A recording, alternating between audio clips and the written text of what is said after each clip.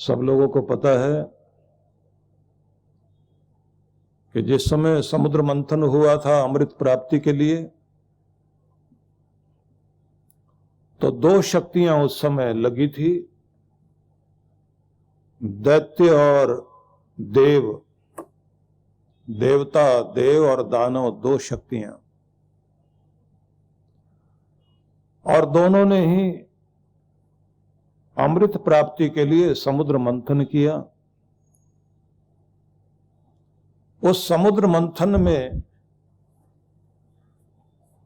अनेक तरह का झाग उठा, फिर विष निकला, और बाद में अनेक अनेक तरह के 14 रत्न निकले, जिनमें अमृत भी था। उसी अमृत को कहा जाता है कि जब लेकर राक्षसों से बचाकर जयंत लेकर जा रहे थे, तो कुछ जगह कुछ बूंदें गिरी, और जहां जहां वो अमृत की बूंदें गिर गई, उस स्थान पर कुंभ लगता है, और 12 वर्ष के बाद महाकुंभ लगता है, 6 महीने के बाद अर्ध कुंभ लगता है। पहले जो निकला वो विष था।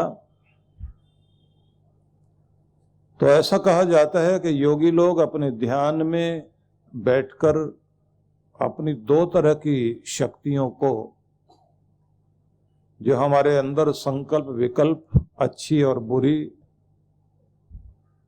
शक्तियां हैं, हमारे अंदर जो विचारधाराएं उठती हैं, अच्छी भी निकलती हैं, बुरी भी निकलती हैं,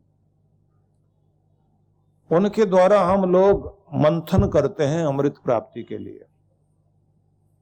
तो ध्यान में बैठने के बाद शुरू में व्यक्ति को वो चीजें ध्यान आती हैं जो नहीं आनी चाहिए, लड़ाई झगड़ा, कलह कलेश, यहां तक के विषय वासना, लालच, काम क्रोध लोभ मोह अहंकार मद मत्सर, इस तरह से करते करते बहुत तरह की चीजें आती हैं, और ये एक तरह का विष है।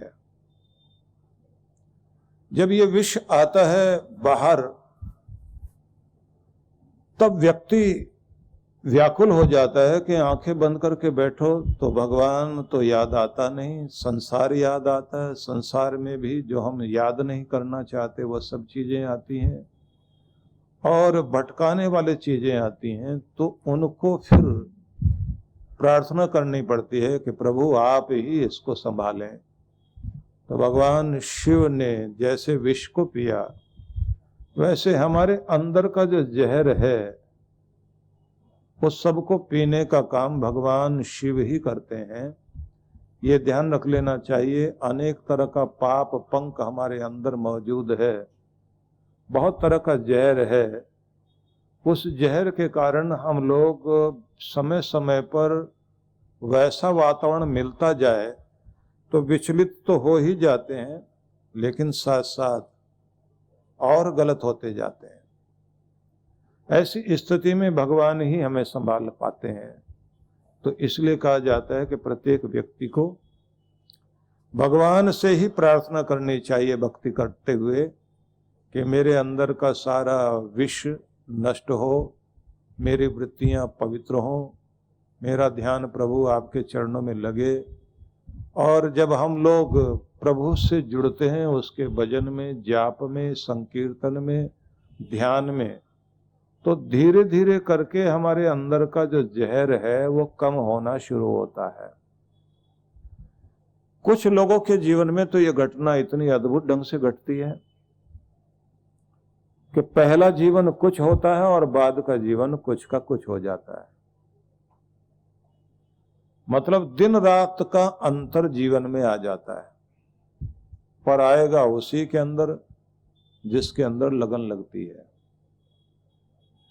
लगन लगाने वाला जो कोई भी व्यक्ति हो, जैसे हम लोग रत्नाकर नाम सुनते हैं और बाद में वही ऋषि वाल्मीकि के रूप में प्रसिद्ध हो गए, तो ये रूपांतरण है। हमारी ऊर्जा का प्रवाह एक दूसरी दिशा में मुड़ गया। कोई कोई लोग बहुत गुस्सेबाज, बहुत जिद्दी, बहुत क्रोधी, लेकिन एकाएक उनके जीवन में सत्संग का प्रभाव आए तो इतने बदल जाते हैं कि क्रोध भी खत्म हो गया, जिद खत्म हो गई, शुद्ध सात्विक शांत हो गए। और कुछ लोग वे होते हैं जो धीरे धीरे दूसरों की अच्छी संगत में बैठने के बाद भी धीरे धीरे कुछ गलत लोगों के संग में पड़ जाते हैं और उनका जीवन अच्छाई से बुराई की तरफ चला जाता है।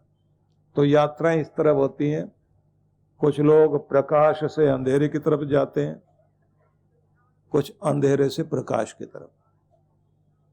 कुछ की यात्रा होती है प्रकाश से प्रकाश की और रोशनी से रोशनी की तरफ जाने की। कुछ वे होते हैं रहते प्रकाश में हैं, जन्म भी प्रकाश में हुआ, अच्छी जगह जन्म हुआ, अच्छे लोगों में जन्म हुआ, अच्छी संगति मिली, अच्छे ढंग से जी रहे थे, रोशनी में थे, पता नहीं कौन सा पाप फिर जागता है और फिर वो अंधेरे में चले जाते हैं। कुछ तो होते ही ऐसे हैं जो अंधेरों में ही जिए थे, अंधेरे में ही जीवन पाया, उसी में कर्म करते करते अंधेरे में चले गए। मतलब बुरे थे, बुराई करते करते और बुरे हो गए।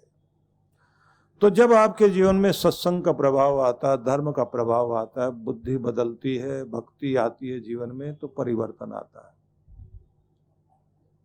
और वो परिवर्तन आपको अमृत की तरफ लेकर जाता है। तो सबसे पहले तो कोशिश करनी चाहिए कि भगवान से जुड़ें। जैसे देवताओं ने प्रार्थना की शिव से कि हे शिव शंकर भगवान, आप इस धरती को जलाने वाले विष को नष्ट कीजिए, उसे आप अपने अंदर समाहित कर लीजिए। भगवान शिव ने उसको पिया, लेकिन कहते हैं कुछ छींटे जमीन पर गिरे तो कुछ तो सर्प के मुख में चले गए। भगवान ने सर्प को फिर अपने गले में ही लटका लिया कि ये विनाश न करे। जिन जड़ी बूटियों में चले गए, भगवान ने कहा कि वो जड़ी बूटियां भी मुझे अर्पित की जाएं, जिससे वो भी कल्याणकारी हो जाए। तो जहरीली चीजें, मतलब भांग धतूरा जैसी चीजें भगवान शिव को अर्पित की जाती हैं,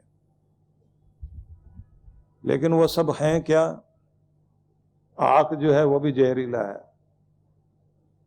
अर्क चढ़ाते हैं ना, इसी तरह से धतूरा जो है वो भी जहरीला है, भांग भी नशा करने वाली चीज। सारी भगवान शिव को अर्पित कर देते हैं कि ये दुनिया को भ्रमाने वाली, भटकाने वाली, नशे में डालने वाली जहरीली चीजें शिव जी आपको अर्पित। भगवान फिर अपना आशीर्वाद देते हैं कि यही जहरीली चीजें भी अमृत बनेंगी, तुम्हें बचाएंगी। तो वो औषधियां बन गई। औषधियां बनने के बाद फिर वही चीजें दो रूपों में बदल गई। एक जो जड़ी बूटियों में गई, अंदर पहाड़ों में चली गई, वो जो विष है वो भी अमृत का काम करता है। और जो जीव जंतुओं में चला गया, बिच्छू में, सर्प में, छिपकली में, अन्य जहरीले जीव जिनमें ये जहर होता है। तो अगर किसी को चलता हुआ कोई जीव काटता है तो बचाने के लिए जमीन से, औषधियों से निकले हुए विष के द्वारा उसकी चिकित्सा होती है। अगर किसी ने ऐसी चीज खा ली तो फिर जंगम विष को, जड़ विष से, जड़ विष का जंगम विष से उपचार किया जाता है। और मजे की बात एक और भी है, बहुत लोग अपने भोजन को ग्रहण करते करते, नियम तोड़ते तोड़ते अपने शरीर के अंदर अव्यवस्था को उत्पन्न कर लेते हैं, जिसके कारण शरीर में जहर इकट्ठा हो जाता है। अस्थमा हो, टाइफाइड हो, इस तरह की कैंसर जैसी बीमारियां। उन सब के लिए भी फिर ये शोधन किए हुए विष ही काम आते हैं। मतलब ये सारी दवाइयां, जो विष नीचे गिर भी गया था, भगवान शिव ने उसको भी अमृत बना दिया, वो भी जीवन बचाने के काम आने लग गया। तो भगवान ये समझाना चाहते हैं कि तुम्हारा गुस्सा जहरीला है और उसका उपयोग करो सही दिशा में।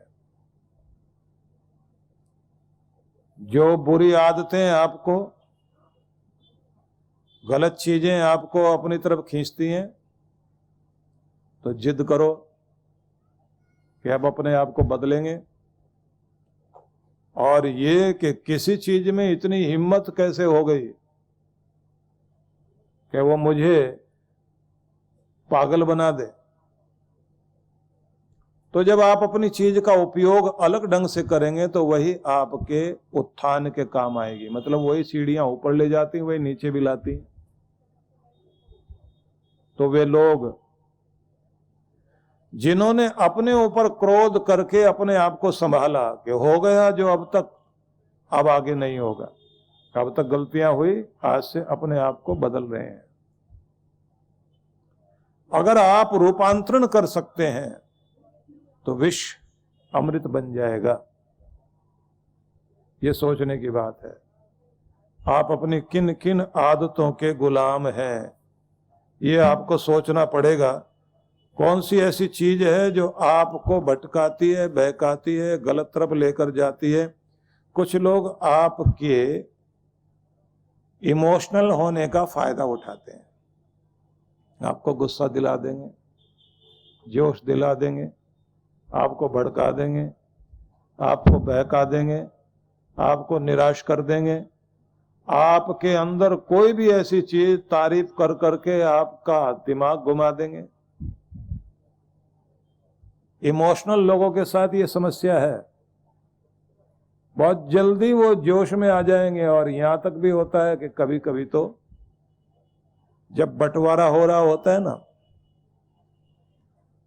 तो जो चालाक लोग होते हैं वो अपने इमोशनल भाई को, भावुक भाई को, जो जज्बाती होता है ना, बहुत सेंटिमेंटल होकर जो बैठता है, उसे जोश दिला देंगे। उसे कह देंगे तुम तो वैसे त्याग व्याग की बातें करते हो। जब भाई को देने की बारी आती है ना, तो सबसे ज्यादा कंजूस आप ही बनते हो। जिम्मेदारी आपकी बहुत बड़ी बनती है, लेकिन आप नाटक बहुत करते हो, बड़ा धर्म कर्म करते हो, लेकिन सारा नाटक ही तो है। अब वो आ गया जोश में, मुझे नहीं चाहिए तुम्हारा कुछ भी, ये पड़ा तुम्हारा, ये मैं रखा, मैं छोड़ रहा हूं आज से। उसके बाद वो जोश दिला देंगे। और कहने के लिए तो सब कह देते हैं, लिख के दिखाओ। वो जोश में आके साइन भी करेगा, ये मैंने साइन भी कर दिए, ये पड़ा तुम्हारा, आज के बाद इस घर में झांकूंगा भी नहीं, इस मकान में आऊंगा भी नहीं, ये चीज लूंगा भी नहीं और देखूंगा भी नहीं इधर। तो उसके बाद वो कहते हैं जोश में बहुत बोल रहे हो, अगर इतने ही पक्के हो तो करके दिखा देना। अब वो वहां से पांव पीटता हुआ चला गया। बाद में जब उसका जोश ठंडा होगा और उसको समझ में आएगा, तब वो कहेगा कि मेरे से क्या हुआ। ऐसा जोश दिलाने वाले दुनिया में शकुनी जैसे बहुत बैठे हैं। और ऐसे ही बहुत ज्यादा इमोशनल होकर अपने आप को जंगलों की खाक छानने के लिए मजबूर करने वाले युधिष्ठिर भी दुनिया में बहुत है। बड़े धर्मात्मा, बता दिया उनको, आप तो बड़े नियम के पक्के हैं, निमंत्रण हमने दिया है तो आओ जुआ खेलने के लिए आओ। धर्मराज युधिष्ठिर चले गए। छोटे भाई बड़े भाई की इज्जत करते हुए बीच में टोकते तो रहे, लेकिन युधिष्ठिर ने डांट दिया। नहीं नहीं, उन्होंने कहा है हमको जाना ही पड़ेगा। और जो हमारे पिता तुल्य हैं और जिन्होंने हमें बच्चों की तरह पाला, उनका निमंत्रण है। और फिर जुआ खेलने बैठ गए। और फिर दांव पर दांव लगाते चले गए, सब कुछ हारते चले गए। मुझे ध्यान आता है किसी एक कैदी को फांसी दी जा रही थी, तो उसके बाद वो प्रार्थना कर रहा था खड़ा होकर, जिस जज ने मुझे फांसी की सजा सुनाई मैं उसे माफ करता हूं। जो पुलिस वाले लेकर आए उन्हें भी माफ करता हूं, उनकी गलती नहीं, वो अपना फर्ज निभा रहे थे। और ये जल्लाद जो मुझे फांसी पर लटकाएगा, इसे भी मैं माफ करता हूं, इससे मुझे कोई शिकायत नहीं। लेकिन मैं अपनी मां को कभी माफ नहीं करूंगा। जिस मां ने टाइम टाइम पर थप्पड़ मारने में रोकने में कमी लगाई, जब पहली चोरी की थी थप्पड़ नहीं लगाया। परम पूज्य श्री सुधांशु जी महाराज के पावन सानिध्य में विराट भक्ति सत्संग दिनांक 4 से 7 जनवरी 2024। कार्यक्रम की रूपरेखा 4 से 7 जनवरी सायं 5 से 7 बजे, 5 से 7 जनवरी प्रातः 9:30 से 11:30 बजे। विशेष कार्यक्रम मंत्र दीक्षा समारोह 7 जनवरी रविवार दोपहर 12 बजे। स्थान रामलीला मैदान, SMC प्लॉट, रिलायंस मॉल के सामने, SD जैन स्कूल के पास, वेसू, सूरत। आयोजक विश्व जागृति मिशन, बालाश्रम परिवार, सूरत। संपर्क सूत्र, आप सपरिवार सादर आमंत्रित हैं। परम पूज्य सद्गुरुदेव श्री सुधांशु जी महाराज के पावन सानिध्य में विराट भक्ति सत्संग दिनांक 16 जनवरी 2024। समय दोपहर 4 से 6:30 बजे। सत्संग स्थल रामदेव बाबा लॉन, पांदुर्णा रोड, वरुण, जिला अमरावती, महाराष्ट्र। विशेष कार्यक्रम शोभा यात्रा 16 जनवरी 2024 दोपहर 12 बजे, श्री केदारेश्वर स्थान से रामदेव बाबा लॉन। आयोजक हरिओम टाइल्स, पांदुर्ण चौक, वरुण, जिला अमरावती एवं समस्त वरुणवासी। संपर्क सूत्र, आप सपरिवार सादर आमंत्रित हैं। अन्नपूर्णा योजना।